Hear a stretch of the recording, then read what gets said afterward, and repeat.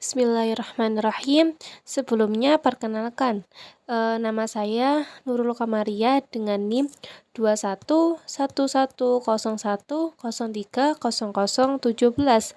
yang akan menjelaskan tentang penyimpanan dan penataan sarana dan prasarana pendidikan. Untuk topik yang kita bahas itu ada dua. Yang pertama itu tentang pengertian penyimpanan manajemen sarana dan prasarana pendidikan, dan yang kedua kegiatan penataan sarana dan prasarana pendidikan. Baik, yang pertama itu tentang pengertian penyimpanan manajemen sarana dan prasarana pendidikan. Penyimpanan itu sendiri merupakan kegiatan yang dilakukan oleh satuan kerja untuk menampung barang hasil pengadaan, baik melalui pembelian, hibah, maupun hadiah.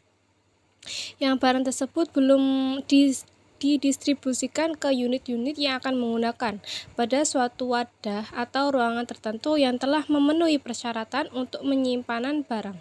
Wadah atau ruangan yang digunakan untuk menyimpan itu biasanya disebut dengan gudang.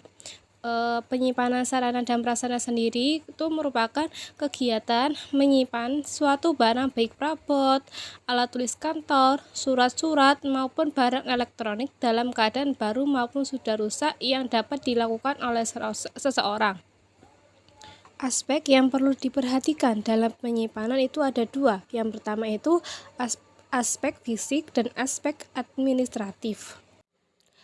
Yang pertama itu aspek fisik. Aspek fisik itu dalam penyimpanan adalah wadah yang diperlukan untuk menampung barang milik negara yang berasal dari pengadaan. Aspek ini bisa disebut dengan gudang yang dapat dibedakan menjadi 4, yaitu sebagai berikut. Yang pertama ada gudang pusat. Gudang pusat itu yaitu gudang yang diperlukan untuk menampung barang hasil pengadaan yang terletak pada unit, yang biasanya gudang pusat itu digunakan untuk menyimpan barang yang akan dijadikan stok atau persediaan. Dan yang kedua itu gudang penyalur. Gudang penyalur yaitu gudang yang digunakan untuk menyimpan barang yang sementara sebelum disalurkan ke unit atau satuan kerja yang membutuhkan. Dan yang ketiga yaitu gudang transit. Gudang transit itu yaitu gudang yang digunakan untuk menyimpan barang sementara sebelum disalurkan ke unit kerja yang membutuhkan. Dan yang terakhir yaitu gudang pemakai. Gudang pemakai yaitu gudang yang digunakan untuk menyimpan barang-barang yang akan digunakan dalam pelaksanaan kegiatan.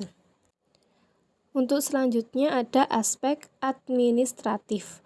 Aspek administratif adalah hal-hal yang diperlukan untuk mendukung pelaksanaan kegiatan dalam penyimpanan, seperti bendaharawan, kepala gudang, urusan tata usaha, urusan pemerintahan, urusan penyimpanan, urusan pemeliharaan, dan urusan pengeluaran.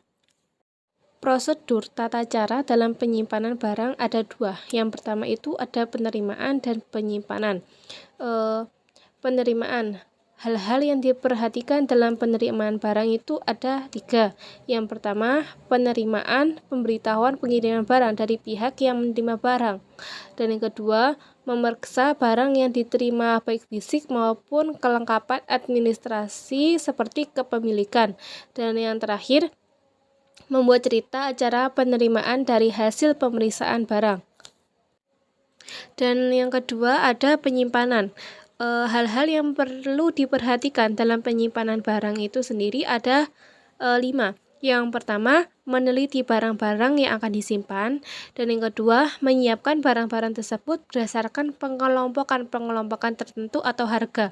Dan yang ketiga, mencatat barang tersebut ke dalam buku penerimaan, kartu barang, dan kartu stok. Dan yang keempat, membuat zona lokasi barang-barang yang akan disimpan agar dapat dikeluarkan secara tepat. Dan yang terakhir, pengeluaran barang yang dilakukan berdasarkan surat perintah mengeluarkan barang atau SPMB. Kegiatan dalam penyimpanan itu meliputi dari penerimaan, penyimpanan, dan mengeluarkan barang di gudang. Dan gudang itu sendiri dibedakan menjadi 2. Yang pertama ada gudang terbuka. Gudang terbuka itu adalah gudang yang tidak berdinding dan tidak beratap, tetapi berlantai dan harus dikeraskan sesuai dengan berat barang yang akan disimpan. Dan yang kedua itu ada gudang tertutup. Gudang tertutup itu adalah gudang yang berdinding dan beratap yang konstruksinya disesuaikan dengan fungsi gudang itu. Tapi idealnya sekolah memiliki 3 jenis ruang gedung. Yang pertama ada gudang transit. Gudang transit itu digunakan untuk menyimpanan sementara barang-barang yang baru saja dibeli atau didapatkan sebelum barang-barang tersebut digunakan. Dan yang kedua itu ada gudang perawatan. Gudang perawatan biasanya digunakan untuk tempat memperbaiki barang-barang tertentu yang rusak karena pemakaian warga sekolah untuk kegiatan sekolah. Dan yang ketiga itu ada gudang khusus.